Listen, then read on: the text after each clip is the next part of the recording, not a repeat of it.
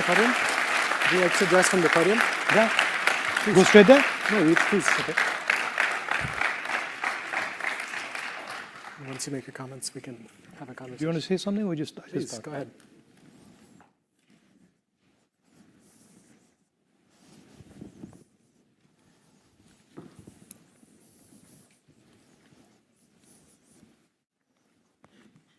Thank you very much for giving me the opportunity to come and speak to you.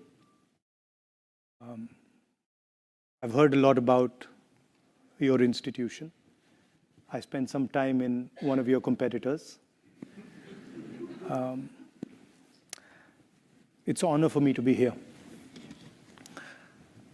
I've been asked to speak about global transition and how the world is changing.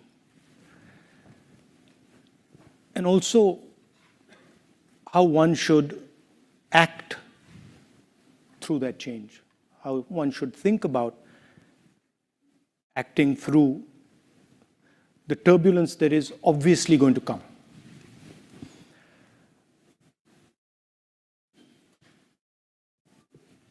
I heard in the introduction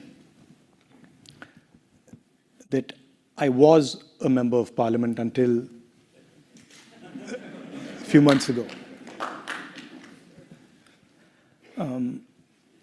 I don't think when I joined politics, 2004, I ever imagined what I see going on in our country. It was way outside anything that I had ever imagined. To be the first person to get a full criminal sentence on defamation, to get the maximum sentence and to be disqualified from parliament. I didn't imagine that something like this was possible. But then I think it's actually given me a huge opportunity, probably much bigger than the opportunity I would have sitting in parliament. That's just the way politics works. I think the drama started really about 6 months ago. We were struggling. The entire opposition is struggling in India. Huge financial dominance, institutional capture. We were struggling to fight the democratic fight in our country. And we decided none of the systems were working. Democracy isn't just about an opposition party. It's about a set of institutions that support the opposition party. And those institutions were either captured, certainly weren't playing the role that they're supposed to play. And so we decided to do something quite strange. We just decided to walk across the country. And we never imagined for a second what would happen when we walked across the country.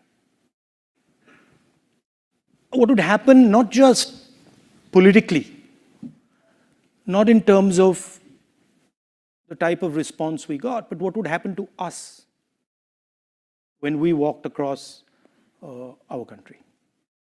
All of us. There was started with about 125 people, and it fundamentally transformed the way we think about our country, about our people, about politics, about what is important. A lot of people ask me, what's the lesson you've learned from this? And for a long time, I couldn't quite say what it was. I couldn't answer. I'd say, I've picked up so much information overload, I can't really tell you what this has done. It was the most beautiful experience of my life, by far. It was very painful.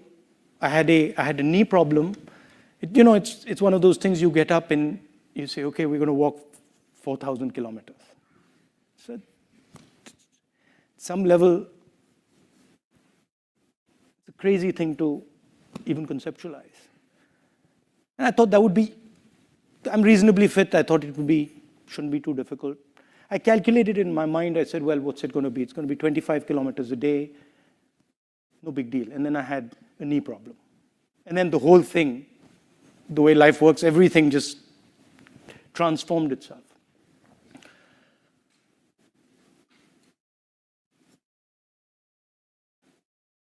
We met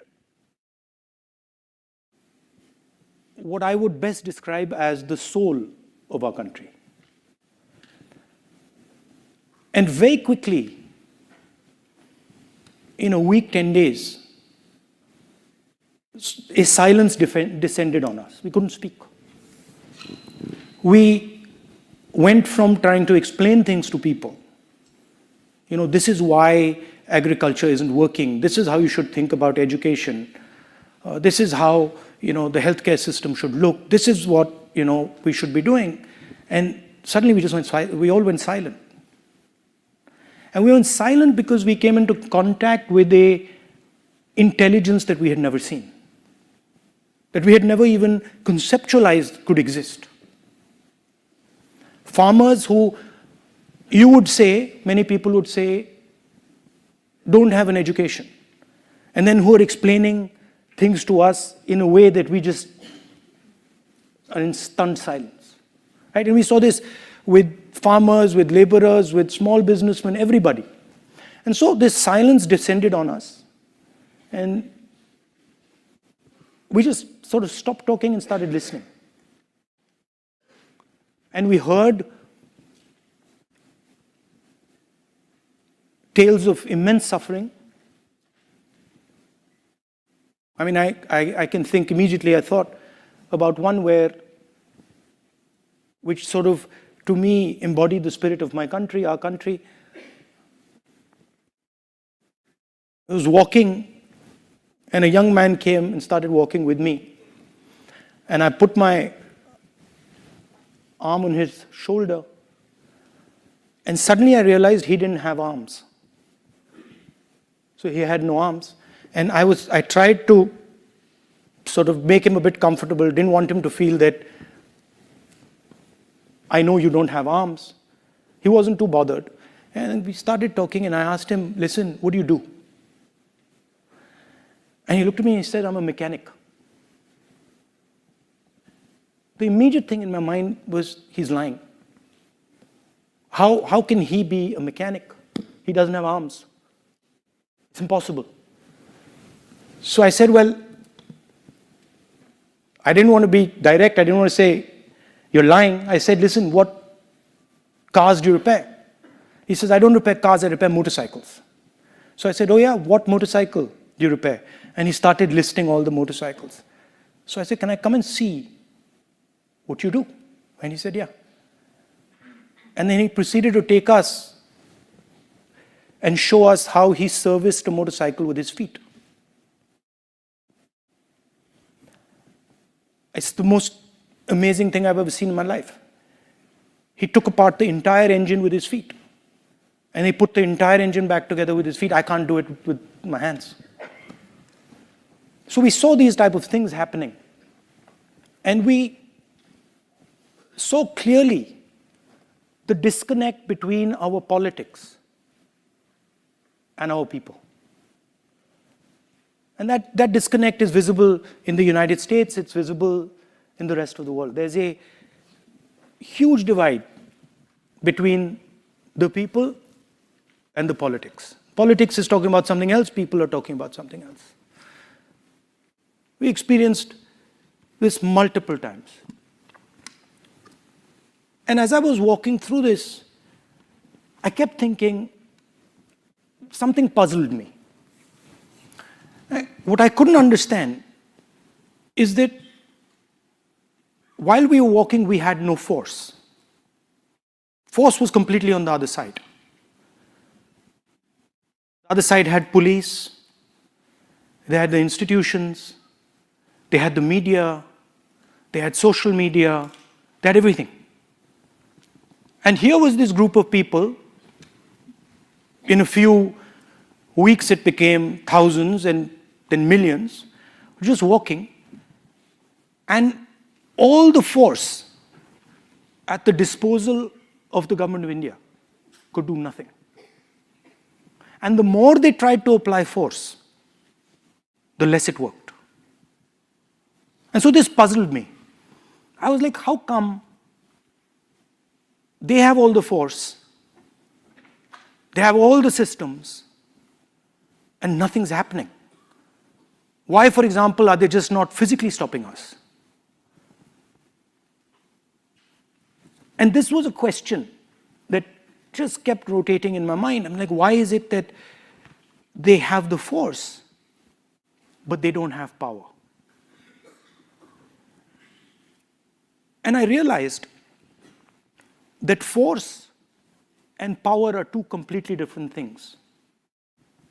Most people, politicians in particular, confuse force and power, and they think they're the same thing. They're not the same thing. They're completely different things. Power is an act of imagination. Power is in the present. It is not linear. And power comes when you go close to the truth. The reason we could not be stopped by force is because we were weaving around near the truth. And what was really interesting to me was it didn't matter how much force the other side had. They simply could not transfer that force into power. And they kept saying to us, people would ask us, so when are you going to stop? We're like, we're not going to stop, we're going all the way to Kashmir. No, you're not going to be able to go to Kashmir. They told me in Kashmir that, look, if you walk the last 4 days, you're going to get killed. They're going to throw hand grenades on you. I was like, fine, no problem, let them do it. Right? I want to see the person who throws a hand grenade on me. And the security guys, the people from the establishment there, I could see in their face that they just couldn't understand what I was saying. Right? So, this distinction in your life, in your work, is very important. It doesn't matter how much force the other person has. You can still have power. And it is determined by how close you are and how precise you are with regards to the truth. Now, you can see these moments. Mine was a very small one. You can see these moments of power versus truth in history. Big ones. Example, my leader, Mahatma Gandhi, fought the entire British Empire. He had no force. They had all the force, all the structures, the army, everything. Didn't matter. Right? The Declaration of Independence here in the United States, again, a moment of power, a moment of truth. Doesn't matter how much force the other person has. So why am I telling you this? Why am I making this distinction between power and force? And what does it have to do with the transition that we're facing? Well, the transition we're facing, there are three transitions. There is a revolution in mobility, There is a revolution in the energy system, and there's a revolution in connectivity, what we call AI and data. These are the three revolutions that are taking place. And they're going to affect everything. The last time we had a similar transition, a transition of energy, a transition of mobility, we had 2 world wars, right? And it's in times like that, of great uncertainty, of turbulence, that you need acts of imagination. While I was coming here to Stanford University, I was thinking about it. All the work that you do, a lot of the work that you do, robotics, AI, where was the moment of power? The moment of power was when President Kennedy said, let's go to the moon, right? That was not an act of force. That was an act of imagination. And from that, a lot of the work you do has emerged, evolved. And that's the type of relationship the United States and India should be thinking about. A relationship that's based on the true reality of our people. We know in India a lot about the reality of our people. All of you know. You live in our great country. You know the levels of poverty that we have. You also know the amazing amount of skills that we have. The United States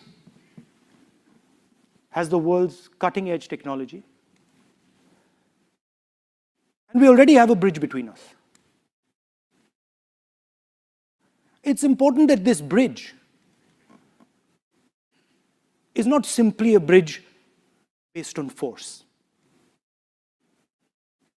but it's a bridge based on the reality of our people, on an understanding of the realities of both our people. India has some huge advantages. In a data-centric world, we have one of the largest pools of data. You over here are testament, many of you, to our skill in technology, in software.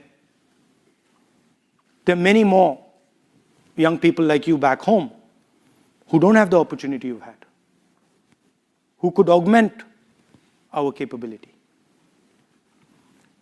So that's what I wanted to leave you with. I think there are difficult times, but there are also times of opportunity. I think there are times when acts of imagination, as I called it, acts of true power, will resonate and can transform the way we think of ourselves. I'm looking forward to answering some of your questions. Thank you.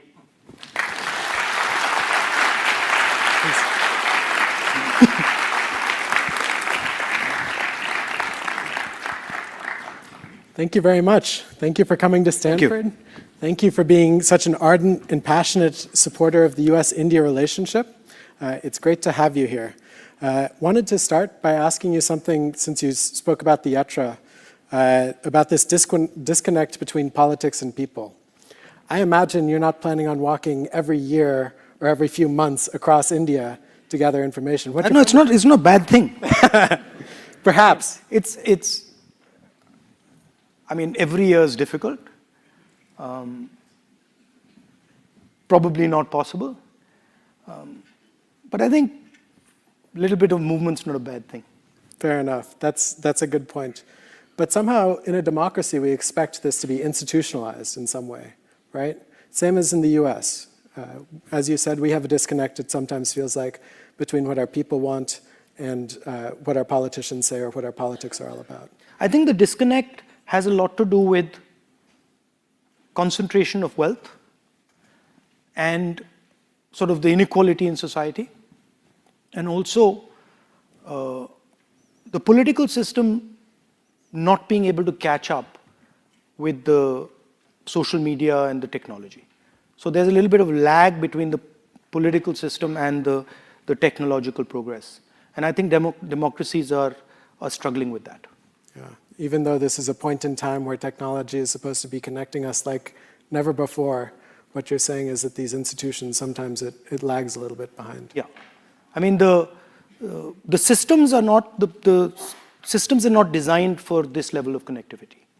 And so I think a little bit of evolution in the systems is going to take some time, but it'll happen. Yeah. And what about social media generally? We're in the land of big tech right now.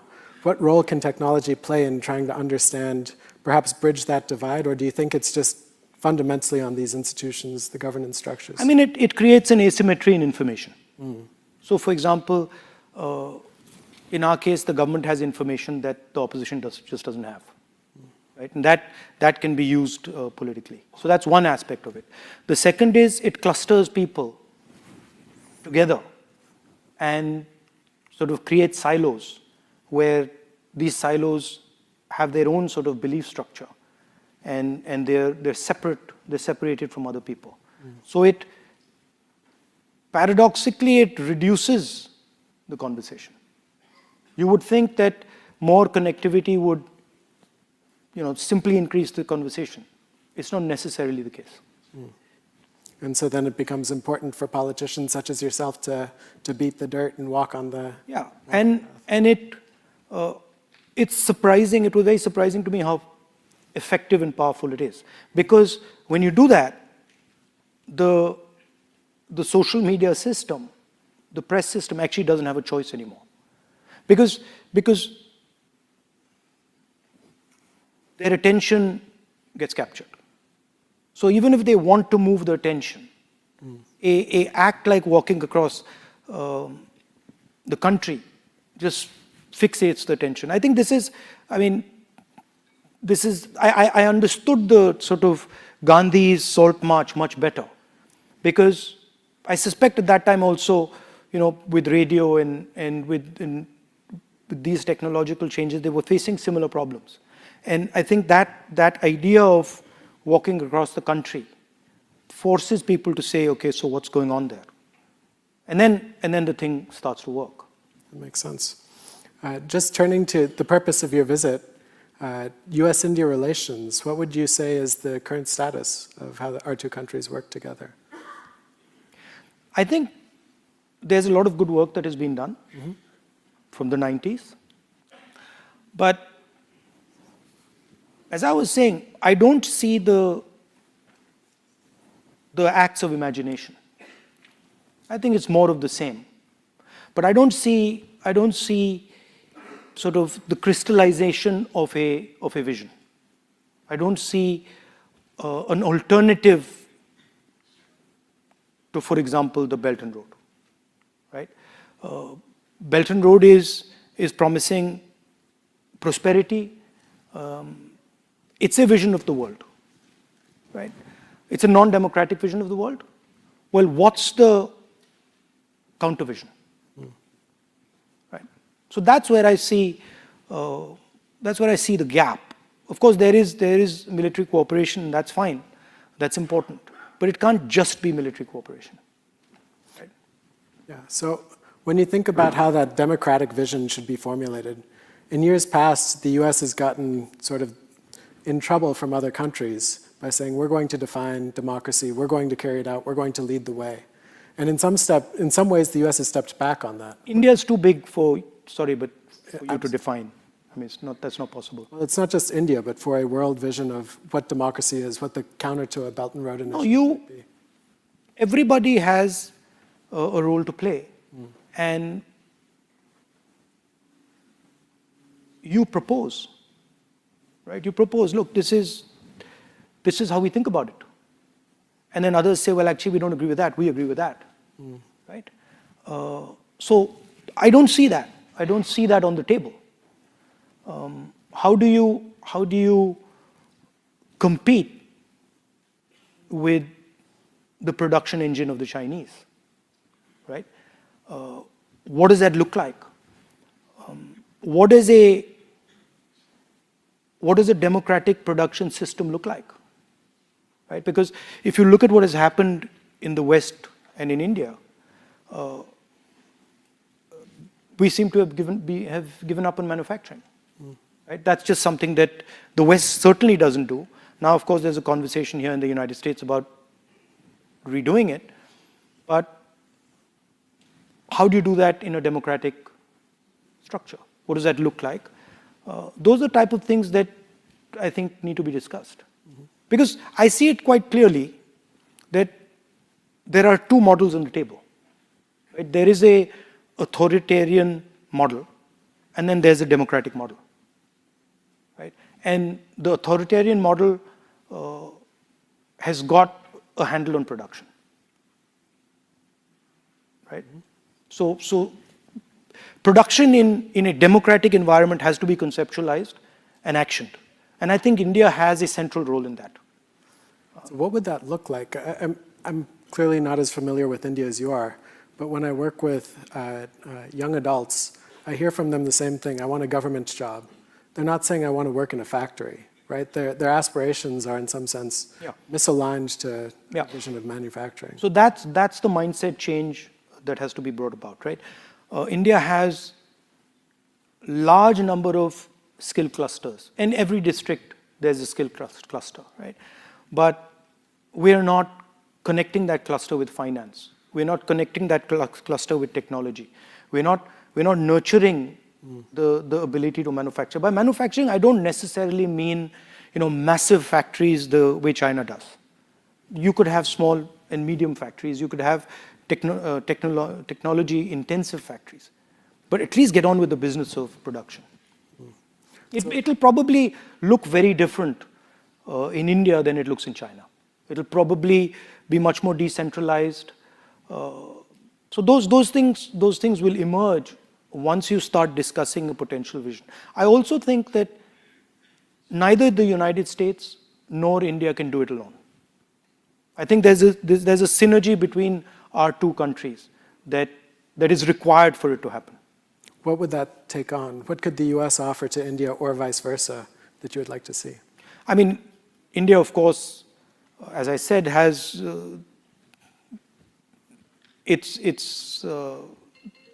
what Saudi Arabia is to oil, India is to data.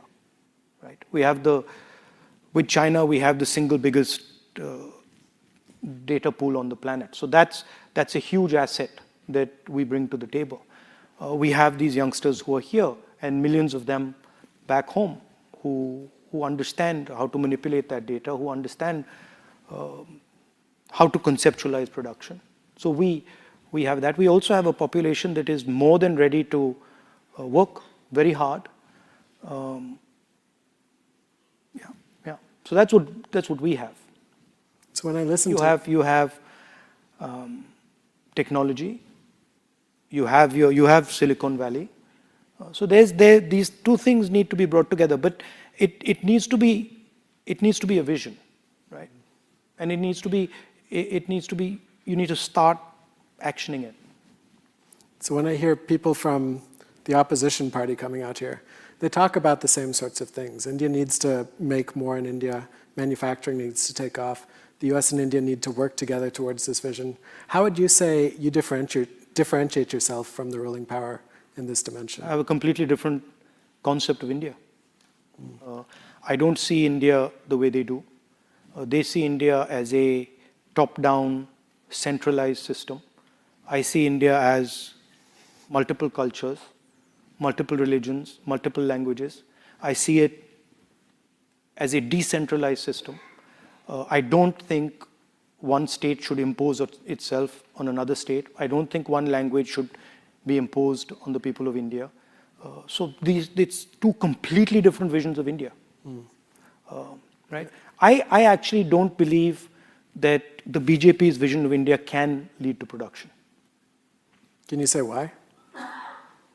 I think because you need to decentralize power in India to produce. You won't be able to do it from Delhi. And that's probably Like for example, you take if you want to look at success, reasonable success, manufacturing in India is Tamil Nadu, right? Completely different cultural system, completely different language, completely different history. You have to leave them alone. You have to make them comfortable. You can't let them feel that their language is threatened, their culture is threatened, and then they can do it, right? But if you are under the impression that, look, my language is being threatened, my culture is being threatened, my belief structure is being threatened, where are you going to sit there and say, let me go and get to work? You're going to be on the defensive all the time. So both in the US and in India, one of the big solutions, a top-down solution perhaps you might say, is to offer subsidies to try and encourage more manufacturing. We see this in the chip wars that are taking place right now in semiconductors. We see this in other industries as well. What's your view on that? How can that be channeled in a more decentralized fashion, I'm assuming you would say? Yeah, you could do that. I think it also has a lot to do with the way you think about finance and the way you think about banking. So if your banking system, at least in India, your banking system's very centralized, and then the top 15, 20 people have full access to the banking system, whereas small and medium businesses, people who want to set up production units, they don't have access. So you have to think about these factors if you want to actually be serious about it. But I don't think India has a choice with regards to production, because we are transitioning from a rural to an urban country, right? And we've got earlier large masses of people who are connected to the land, right? And they tended to stay with the land. Now these people are in the cities, right? And the only way to give them a livelihood is to produce. So I don't think the idea that India can just, be a service-oriented country. I don't think the scale of India allows that, and I don't think the numbers allow it. So as India urbanizes, what kinds of changes would you think that the government needs to make? I've always been struck when I go to India that the mayor of, say, some big city like Mumbai or something is a relatively powerless position. Couldn't imagine. Not relatively, completely. Right? So these are the type of things that you need to change, right? The ability to impose local taxes. Right? It's a completely different system than the one we have right now. And that some of that transition will happen naturally, right? It'll automatically happen.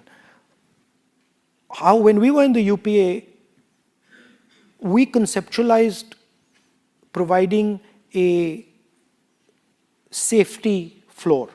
So our idea was people are moving from the rural area to the urban area. This is a difficult transition. It's unsafe. And you tend to go in and out of poverty while you're making this forward and backward movement. So we started to think about ideas like Manrega, which is guaranteed employment, right to food, etc., so that these people would be comfortable making this transition going back and forth. And the biggest idea we had was the guaranteed income idea, which was a scheme called Nyaya in our last manifesto, and which we've sort of tweaked a little bit and run in Karnataka now. So I think some of those ideas, in addition to building a system of production, of manufacturing, would be required. And this journey is a very dangerous journey, and it's traumatic. So when you move from a village to Bombay or to Karnataka, don't underestimate the fear and the distress that movement, to and fro movement, causes. So you need to provide that protection. It's very hard. I was working with a rich person in the Bay Area, and he was offering $1,000 to any family that would move from a rural area to an urban area. Just couldn't figure it out in some respects. I mean, it's very daunting. And that's the United States. That's also true in the US. So I mean, in the United States, it's much simpler. Yeah. Right? And you have much more support and protection than you have in our country. So with respect to China, just to turn back to foreign policy, how do you see the India-China relationship evolving over the next, say, 5, 10 years? Well, it's not doing too well these days.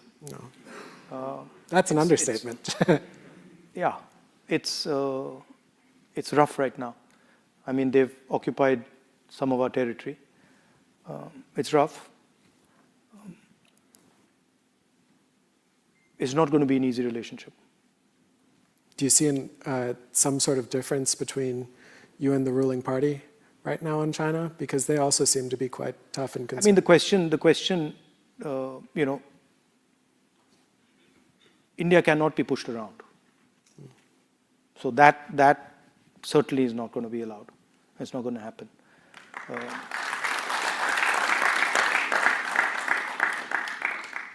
But they are our neighbor, and we have a trade relationship with them, and that's just a fact of life. Mm-hmm. Do you see a possibility, perhaps a closer relationship between the US and India? Some people argue that the relationship really should be one of security rather than people-to-people ties, rather than economic. First and foremost, it should be about securing an Indo-Pacific. Do you see a space for that, or do you think that might be a concerning dialogue?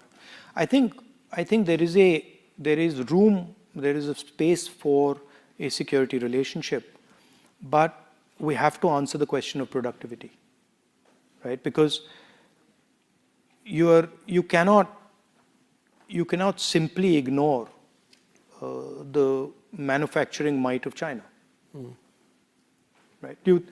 I mean, you have to compete with them. It's not. I don't think it's an option. So, what does that competition look like? It of course, you know, it's not. I'm not talking about conflict. I'm talking about competition. How do we create an alternative vision to the production that they're doing, right? There are complications with having manufacturing in democracies, right? So how do you deal with those complications? We don't have too many success stories, unfortunately, at least post-World War II. Well, you pushed manufacturing out of your country, right? And you pushed it out partially because you didn't want to deal with the mobilization, labor mobilization that results from large factories, right? So in a sense, you parceled it out to China. And now you've realized that was a mistake, right? But there are political reasons as to why that happened, right?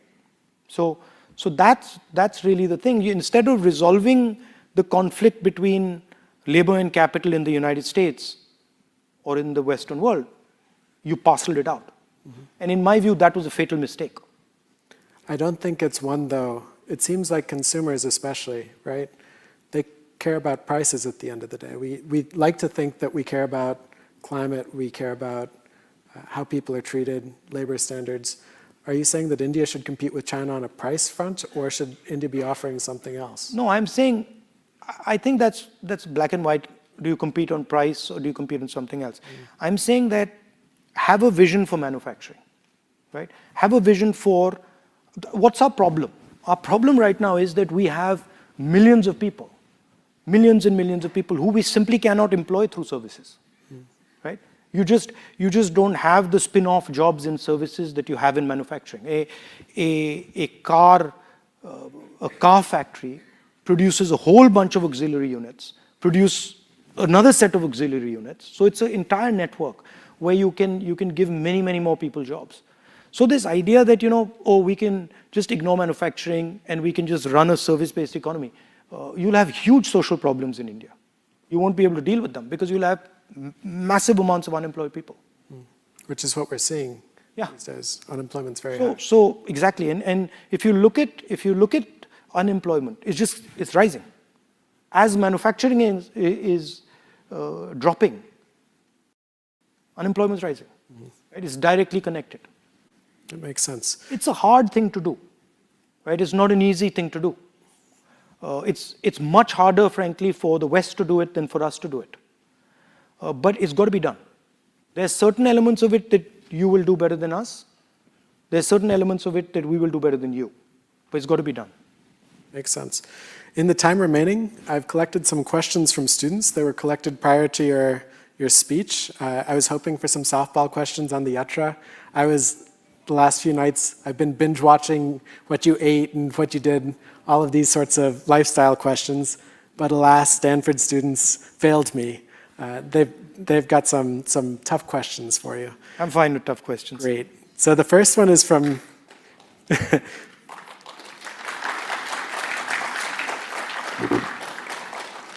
Devansh Sharma. He's a computer science class of 2024 student. He asks, do you support India's neutral stance on the Russia-Ukraine war? No, by the way, that's not a tough question. That's an easy question. Look, we have a relationship with Russia. We've had a relationship with Russia, and we have certain dependencies on Russia. So I would have a very similar stance as the government of India.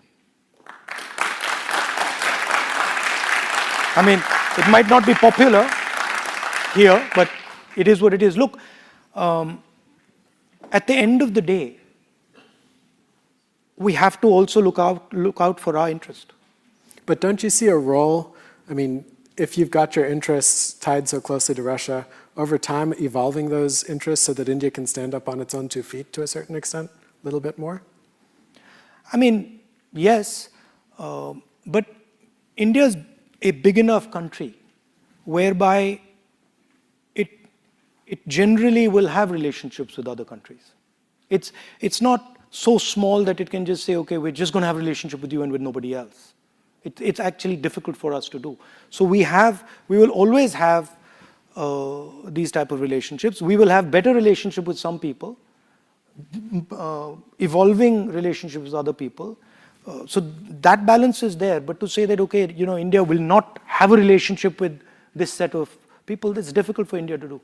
And the present government has recognized that the territorial integrity of Ukraine, it is important, and that's something, yes, especially with China on your borders, that you have to be also cognizant of. So their position is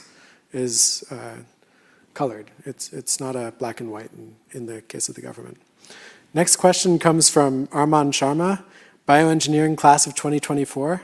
Over the last few years, your international presence has skyrocketed.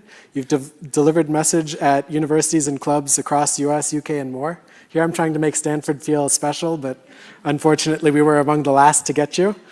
When we see struggles between the ruling party and the opposition in other democracies, we hardly ever see the opposition seeking international support outside the foreign ministry. You've gone rogue in some respects. No, right? I'm not seeking support from anybody. I'm very clear that our fight is our fight, right? And the BJP likes to twist this stuff, but no, I'm not seeking support from anybody. But there is a group of young students from India here, and I want to have a relationship with them, and I want to talk to them, right? And I think it's my right to do it. I mean, I don't understand why the Prime Minister doesn't come here and do it. Prime Minister Modi, you're welcome at Stanford anytime. We would love to have you as well. Come and have a chat, you know what I mean? We've been fortunate to have... Answer some hard questions.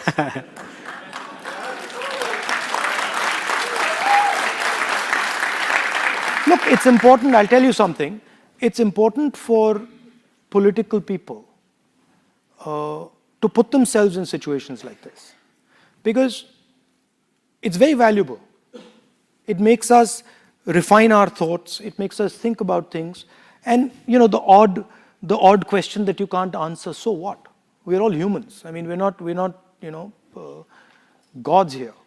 So I'm more than happy to have the occasional slip up, because I gain a lot. I understand what you're thinking. I understand what you're working on. So to me, it's developing a relationship with young people here. Excellent. We've had a number of BJP politicians come through, and unfortunately for us, not Prime Minister Modi yet. Let me ask one other question, and this is from Reina Bhatia, bioengineering and international relations student, class of 2025. So your party has been in opposition for 9 years now, and not surprisingly, you've made a number of complaints about how the opposition is excluded from decision-making. Say Congress comes back to power, What protections and rights do you think you would extend to the opposition? How would you rebuild I think our record is very clear. You can see the record of the UPA government. We didn't do any of this stuff. We were not threatening the opposition. We were not putting cases in the opposition. It's just not something we do. So this is a new style of politics that has come into India, and we certainly don't believe in it. So is it just a political thing, though, or would you institutionalize some protections? I mean, there are institutionalized protections which have been torn apart, right? So yes, it would be strengthening those protections. It would be strengthening the institutional framework. But what is going on back home is not normal. It's not something that has been done even by the BJP before. And do you see parallels? This isn't just an India-specific story. When you read the papers, you hear about declines in democracy. Even in this country, many people talk about declines in democracy. I think, as I said earlier, it's a combination of dramatic increase in connectivity and concentration of power. Well, thank you very much. This has been very illuminating. Please come back to Stanford many times. We really appreciate it. Thanks. Good job. Thank you.